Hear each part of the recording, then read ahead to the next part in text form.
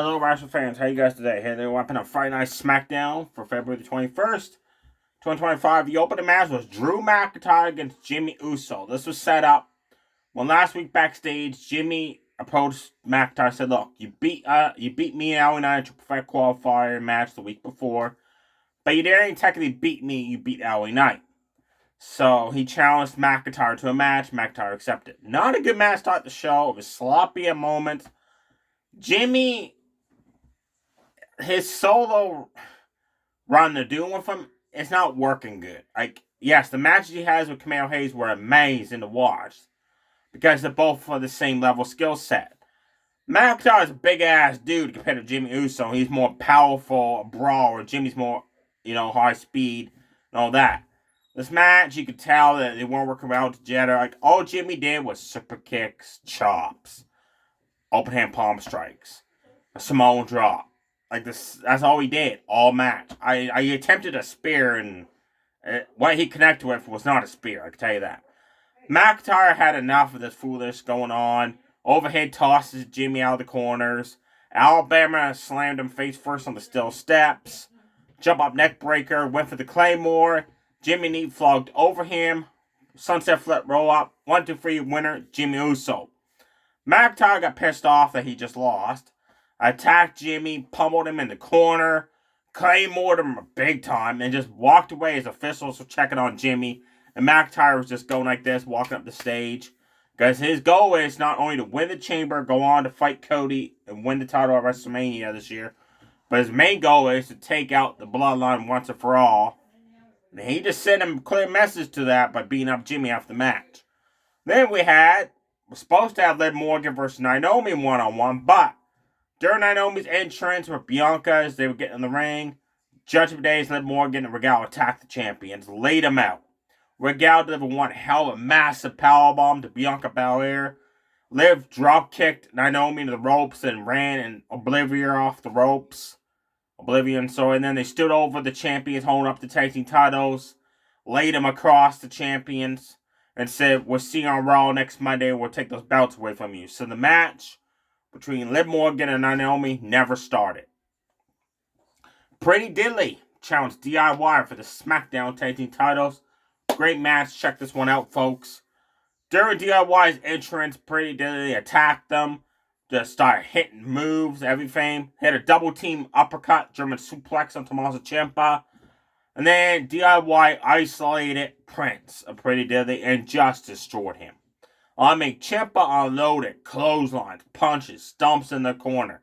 Tagged in Gargano, who just pummeled Prince. Like, those forearm shots and punches he would give him in the corner, man, that was nasty. They were stiff looking. Poor Prince. Then Ciampa dragged Prince halfway across the ring and held his hand "Oh, you want to tag in Kip? Come on." "No, I don't think so." Back body dropped him, delivered one hell of a master backbreaker. Just taunting Prince. Finally, Prince got away, tagged in Kip. Kip came in, right and big boot Ciampa down. Ran at Gargano, hit a code breaker as Gargano was running at him out of the corner. Buckshot Lariat clothesline both members of DIY down. Irish whip both guys opposite corners of the ring, hit running uppercuts, running clotheslines, just cleaning house. Then DIY hit a double team move on Kip to end the offense. Suddenly, for the crowd, 2 hooded guys attack. It's the Street Profits. They beat the shit out of both tag teams. Man, they did a number on those guys. And then the Motor City Machine Guns ran out to make the save. And remember D'Lo Brown, folks? Remember that sky high, toss up, sit down powerbomb we used to do? We used to get some height on that. Well, Dawkins got some height on that with Chris Sabin. Chris Sabin bounced off that mat. And when Alex Shelley went to get in the ring, Montez Ford grabbed hold of his leg and snapped that thing sideways, and that was it for Shelley. I love this. The Profits have turned heel about time. It's been years in the making. When they were Bobby Lashley, they where he turned them heel. They turned Bobby face, but Profits is a heel. It's going to work.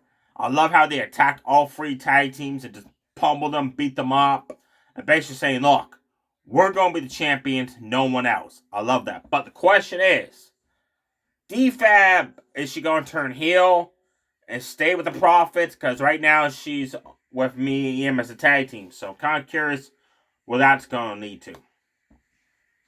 Then we had Tiffany Stratton.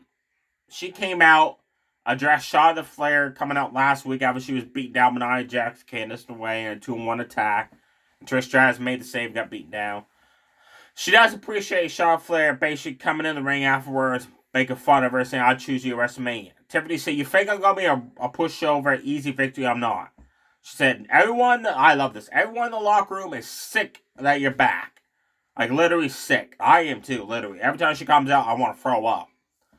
And she said, "You think you're going to come back and bury this women's division? Ain't going to happen, princess. At WrestleMania, I'm going to show you I'm not a pushover." Charlotte Flair came out to watch the match because we have Candice versus Tiffany one-on-one with Nia Jax ringside. This match wasn't good. All Candice LeRae did was arm drag takedowns, headlock takedowns, snapmare takedowns, and kept applying an armbar hold. Like, she applied 15 armbar holds at least in that match. Tiffany fought back finally, drop kicked her into the ropes, running butt butter off the ropes to the floor. Then decided to run and jump off the top rope, but instead of hitting a moonsault to Candice, she hit a moonsault to Nia Jax, who wasn't expecting that, knocked down the Queen. But then she went to do that cartwheel Alabama slam into the barricade. Well, when she did it, she slipped. Candice is back at the barricade. It was awkward, sloppy. Then she rolled Candice in the ring. She turned around and mouthed off to Charlotte Flair, who was at ringside on commentary there. She wasn't talking, thank God, because I ruined the match even worse. But as Tiffany went get in the ring, Candice caught her between the ropes to deliver a neck breaker. Tiffany ended up winning the match with a spine buster, followed up by the Tiffy Salt for the 1-2-3. After the match, Nia Jax attacks Tiffany Stratton. Trish Stratus runs out to make the save because they're going to have having a tag match, and Elimination Chamber has been confirmed because they're in Toronto. And that's where Trish Stratus is from. And Trish Stratus basically ran in, and Nia Jax just clotheslined her. Then she stacked both her, Tiffany on top, delivered a bonsai drop. And that was like the weakest bonsai drop. Like the bonsai drop Nia Jax does, they got some power behind them. This one, you could tell like she was being protective of Trish Stratus. Because Trish, she's getting up there in years, right? And that feud of her and Becky, oh my God, that was terrible.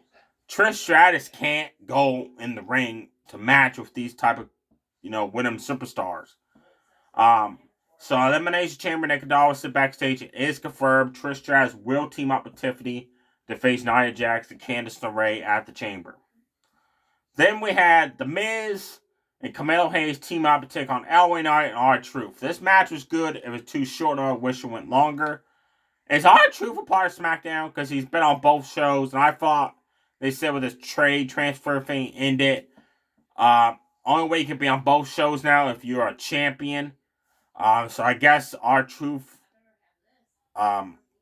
doesn't fall in that category. I don't know. I was trying to understand is if he's not a champion, shouldn't be allowed on both shows. So I'm just curious what that is. What's up with that? R-Truth hit the 5-knuckle shuffle on Carmelo Hayes. Hit the AA on Carmelo Hayes. Miz broke up the pin. R-Truth applied the STF submission. Miz broke that up. Miz started delivering yes kicks to R-Truth. And then Carmelo Hayes hit a cold breaker to Truth. Finally, LA Knight tagged in. Running clotheslines like 5 in a row on the Miz. Picked him up, running power slammed him down. Picked up Carmelo Hayes, clotheslined him down. That's all LA Knight did. Because once LA Knight went out of the ring to go after the Miz, Nakamura attacked LA Knight through the crowd. And then he ducked, so the referee didn't see Nakamura had attacked LA Knight. R-Truth made a mistake. He goes between the ropes, like checking LA Knight, seeing that his part is laid out, right? Carmelo Hayes cuts off that top rope with a scissors kick as R-Truth's between the ropes. And then the Miz ran in because he's the legal man. Skull Crusher finale. Your winners, the Miz and Carmelo Hayes. I'd love to see those guys as a tag team. That'd be awesome. Your main event was supposed to be a 6-man tag between the Bloodline. Yes, the Bloodline 2.0 has a main event match on SmackDown. Good match, but they gotta stop main eventing the shows. And then the opponents were supposed to be Cody, Braun Strowman, and Damian Priest. But Nick Aldis tells Cody Rhodes before the match, like the match has changed last minute. It's going to be Jacob Fatu and Solo against Damian Priest, Braun Strowman because The Rock wants to talk with you. So The Rock returned on SmackDown, and on the Netflix premiere of Raw, he was all goody-goody two-shoes. This is the heel Rock. The final boss Rock. And he should have been that when Netflix premiered WWE Live, but no, we just had the goody-goody two-shoes Rock. Anyways, this Rock, I like this Rock. Rock's always better as a heel. The Rock basically told Cody, look, after WrestleMania last year, when you beat Roman, you ended the legacy run of Roman Reigns as champion. Backstage, I approached you. We became good friends backstage. Our mothers are good friends. Blah, blah, blah, stuff like that. Then he told Cody, you've been doing great as a champion.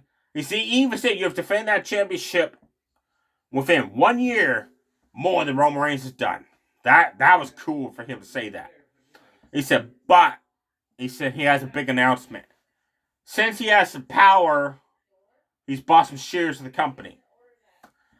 He has got a title match at WrestleMania 42, the following year, in Orlando. So he gets to face whoever he wants, the Undisputed Universal Champion or the World Champion. He said, honestly, I want to fight you, Cody. But do you think you can hold on to that championship for another full year? He said, I don't think you can do that unless I help you. And Cody Rhodes like, what do you mean? The Rock says, I want to form a new bloodline. So we're going to a bloodline 3.0. He's the leader of this bloodline, but Cody's going to be the man calling the shots for him. But he said, this bloodline don't have to be all Samoan blood related. So he tells Cody Rhodes, if you are up to the offer of accepting my helping, me with this new group I want to form, and I'll help you remain champion up until we fight each other at WrestleMania 42 the next year. Cody didn't know what to say because he respects The Rock now, stuff like that. But he doesn't want to turn on the fans. The Rock said, screw the fans. He said some stuff about these fans having, certain stuff wrong with them. And stuff like that. And he said to one guy, he's like, hey. He said, this one fan was like, don't you boo the great one. He said, don't boo the great one. You're picking your nose. He said, you're picking your nose and you're booing the great one.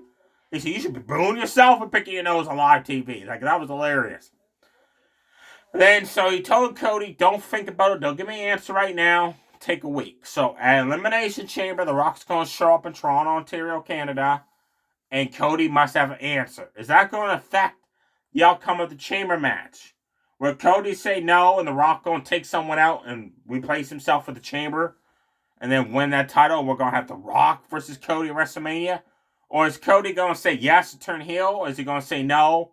And then something else will happen with The Rock and he won't screw over the Chamber match. So finally we had the tag match, main event. Damian Priest, Braun Strowman against Jacob Fatu, Solo Sikoa or Tama Tonga ringside. Great main event. Like I said, I love the main event. These guys put on good matches, but the Bloodline's got to stop main eventing the shows. It's stale. It's 4 years in a row now. Give us a break, right? Like, this match could have been an opening match, the middle of the show. It would still been great to watch. Braun Strowman hit Jacob Fatu and run a big boot. Fatu didn't get up. Usually he gets up when he gets hit with a power move. Not this time. He was laid out. Damian Priest jumped off the ring apron, leveled Solo over clothesline, kicked Jacob Fatu during the match with a kick strike. Hit Solo with the same kick strike. Hit a roundhouse kick to Solo. Solo came off the ropes. Damian Priest went for the Razor's Edge, but Tama Tonga caused a distraction, and Damian let go of Solo as he went after Tama Tonga jumped off the ropes. Jacob Fatu ran up, snapped, married him off the ropes. Damian Priest spun around Solo, leveled him with the rock bottom. Damian Priest blocked the Samoan spike. Jacob Fatu accidentally kicked Solo. He was aiming for Damian Priest to duck. Braun Strowman, at one point, had a running double drop kick of both members of Bloodline out of the ring. Then he went and do that running move he does out of the ring, the running show attack. When he did that, and hit Jacob Fatu and Tama Tonga and sent them flying over that announce table. That was awesome. Then Jacob Fatu attacked Braun Strowman because he had dodged the move. Set Braun in the ring, delivered, 10 hit bunts in a row, keeping him grounded. Tagged in Solo. They hit a double team leg hold, top rope frog splash for Braun Strowman. And then Jacob Fatu kept hitting 3 or 4 running butt butts to the corner on Strowman. He went for a fifth one. Strowman came out of that corner of a massive clothesline, flipping Jacob Fatu over. Tagged him Damian Priest, then he went outside the ring and pulled Jacob Fatu out of the ring and started brawling with him outside. Solo got in because he had tagged himself in as well. Went for the Samoan spike. Damian Priest ducked it. Sit down chokeslam. Your winners, Damian Priest and Braun Strowman. After the match, you could see that Jacob Fatu and Solo were arguing back and forth again. I don't understand why all of a sudden, out of the blue, these guys are feuding. They're going to have a match at WrestleMania. You can tell that's coming. But they should have explained why all of a sudden this is happening. Like, it's just right out of the blue, right? There you have it, folks, for SmackDown. Definitely check out Pretty Diddly DIY for the tag team titles. Definitely check out the Bloodline versus Damian Priest and Braun Strowman. Definitely check out The Miz and R-Truth. And, The Miz, Camille Hayes versus R-Truth and LA Knight. But it was a short match. The other three matches, you really didn't miss nothing. Except for some sloppiness. And then Morgan Inomi never got started because of the ambush during the tag champs' entrance in the ring. No matches announced for next week whatsoever. So that's interesting. I can't wait for that because it looks like we'll have 6 matches. I do apologize. Nikki Dallas did kind of mention to Chelsea Green backstage that she will be on SmackDown next week. And Chelsea Green said, and what am I doing? And Nikki Dallas said, you have to wait till next week to find out. So technically, we don't know if Chelsea Green's having a match or a segment or something. But Nikki Dallas has a plan for her next week on SmackDown. So don't know what that is. Now, before I go, where I should live at, there's a place, there's a dollar, it's basically like a dollar store. Well, they have these things called Batman 80-year anniversary silver action figure collectible packets. So I picked them up. And as I get more of them, I'm going to try and complete the series. The whole set. And let me tell you, you get Batman action figures, mini ones from Arkham City, Arkham Knight, George Clooney that played Batman, Michael Keaton that played Batman, the old Adam Burt Batman. You get 2 Robins, Tim Drake and Jason Todd, and you get mystery villains. So I bought 3 packages. I opened them up. The next video, I apologize, I'll show you the exact package and open them up. At the same time as do the video. So anyways, I opened up the 3 I got. And the first one I got was this Batman. He's got a Batarang. And I love how his cape's like this. I like the stand. This is just says original Batman. Then I got this Batman. See how he's posed differently? This is on the checklist on the back. Batman Arkham City. From the video game. I love that pose. And the last one I got was a duplicate already. Other Arkham City Batman. And that's the first 3 I got. And what I love about these packages too is, like when I felt the package, you can't tell which one you're getting. Because when I opened it, they're encased in cardboard. So all you can feel is the cardboard inside. So that's cool. There you have it, folks. Oh yes, I also got 2 new video games. I was a big fan of Brad Pitt and World War Z, so I got the video game of that, a zombie game. And I got this one to try out. Tom Clancy's The Division. Don't know what it's about. I read online that it's pretty interesting. Basically, New York City's hit with a pandemic, and you got to fight to survive on your own. And it's a living open world and online multiplayer. So go try out World War Z first, beat that, then play this one. There you have it, folks. Stay safe, everybody. Too sweet. Bye.